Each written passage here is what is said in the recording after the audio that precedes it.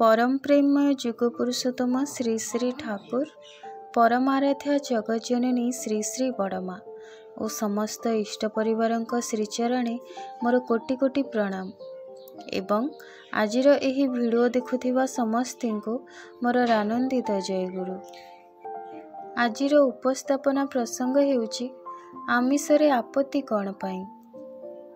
आपण माने वीडियो को शेष पर्यंत देखा चेष्टा करेंगे। जदि वीडियोटी भल लगे तेबे चैनल को सब्सक्राइब करने पर भूलिबेनी।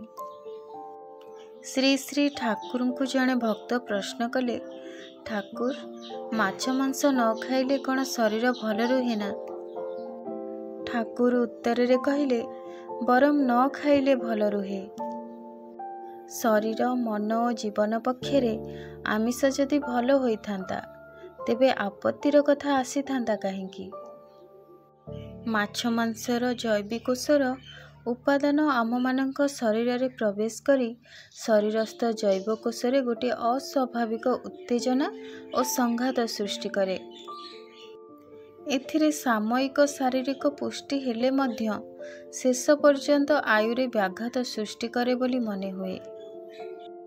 कारण स्वाभाविक नियम रे जो बढ़ीबाटा हुए तो 20 वर्ष धरी हेबा कथा ताहा हुए तो 10 वर्ष मध्य ही होईगला। तापरे ही आरंभ हुए प्रतिक्रिया। ता छड़ा माछ मांस खाइले शरीर मध्य गोटे विषक्रिया सृष्टि हुए। एथिरे स्नायु और मस्तिष्क कोषगुड़िक चंचल दुर्बल और साम्य क्रमागति हरा होई उठे। सूक्ष्म प्रतिक्रिया गुड़िक भल करी धरी ही पारे ना। दिने माछ खाइले अंततः 2-3 सप्ताह तार प्रभाव थाए। 2-3 सप्ताह पर्यंत सूक्ष्म अनुभूति गुड़िक ठीक ठीक भावे आसी पारे ना। बड़ बड़ डाक्तर और वैज्ञानिक माने मध्य आमिष आहारर विरुद्ध रे एवं निरामिष आहारर सपक्षरे अनेक कथा कहती। पुणी एहार ओलटा कथा मध्य हुए तो सुनिबाको मिले। किंतु प्रकृत रे जो माने उन्नततर जीवन यापन करने चाहती और सुस्थ देहरे स्वच्छंद मनरे क्रमागति नहीं कठोर परिश्रम करने चाहती से मानकर निरामिष खाइबा ही उचित। एहा परे आउ जणे माँ कहिले, ठाकुर मो बाप घर को जाइथिली भाईंको बाहाघर को। सेठी मो अगोचर रे पुओ को खुड़ी माछ खुआई देइछंती। ता परठू तार पेट खराब होइछि आउ भल हेउनी। एहा सुनी श्री श्री ठाकुर गभीर उद्वेगर सहित कहिले, काम तो गोटे करी बसिछु। पुअर पेट हुए तो भल होई जिवो, किंतु मस्तिष्क और स्नायु भितरे गोटे खुण पसई देइछु। जीवन रे संपूर्ण निरामिषासी थिबा और दिनक पई मध्य माछ खाइबा ए दुहिंक मध्यरे ढेर तफात होई जाए। शरीर और मन मध्यरे गोटे प्रतिकूल उपादान अनुप्रवेश लाभ करे, जार प्रभाव क्षीण ठारू क्षीणतर होई होई मध्य सारा जीवन बही चले। एसबु शुणी प्रथमे आमिष को नहीं प्रश्न करिथिबा सेई भक्त जनक ठाकुर को पचारिले, ठाकुर जदि एहिपरि हुए तेबे कौन प्रोटीन रो अभाव हेबो नहीं?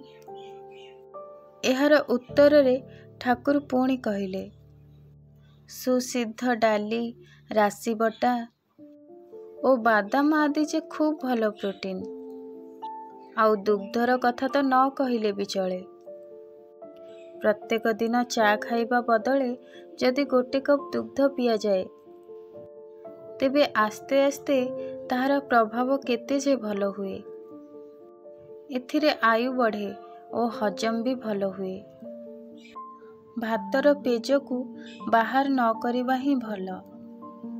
आउ तरकारी रे लुण देबा प्रयोजन, किंतु चूलारू ओह्लाइबार टिके आगरू देले भल।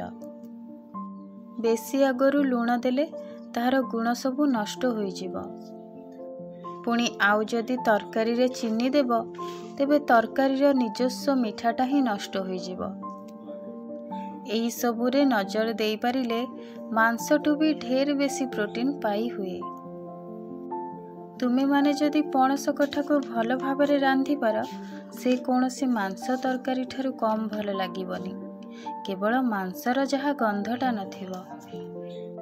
ତେଣୁ ଆମମାନଙ୍କୁ ବର୍ତ୍ତମାନ ବୁଝିବାକୁ ହେବ ଯେ ଖାଦ୍ୟ ଯଦି ବୈଚିତ୍ର୍ୟପୂର୍ଣ୍ଣ, ସ୍ୱାଦୁ, ସହଜପାଚ୍ୟ ଓ ସ୍ୱାସ୍ଥ୍ୟକର ହୁଏ, ତେବେ ଯେଉଁମାନେ ଖାଇବେ ସେମାନଙ୍କ ଶରୀର ଓ ମନ ପକ୍ଷରେ ଭଲ ହେବ ହିଁ ହେବ। ଆମର ଶରୀରକୁ ଭଗବାନଙ୍କର ମନ୍ଦିର ବୋଲି ଭାବି ତାର ଯତ୍ନ ନେବା ଆବଶ୍ୟକ, ଆଉ ତାହାକୁ ସର୍ବଦା ସୁସ୍ଥ ରଖିବାର ପ୍ରୟାସ କରିବା ଆବଶ୍ୟକ। ଆପଣମାନଙ୍କୁ ଆଜିର ଏହି ଆଲୋଚନାଟି କିପରି ଲାଗିଲା ନିଶ୍ଚୟ ଜଣାଇବେ ଏବଂ କହିବାରେ ଯଦି କିଛି ତ୍ରୁଟି ରଖିଥିବି ଦୟାପୂର୍ବକ କ୍ଷମା କରିବେ। ରହୁଛି, ପୁଣି ଆସିବି ଏକ ନୂଆ ଭିଡ଼ିଓ ସହିତ। ସେ ପର୍ଯ୍ୟନ୍ତ ଆପଣ ସମସ୍ତଙ୍କୁ ଜୟ ଗୁରୁ।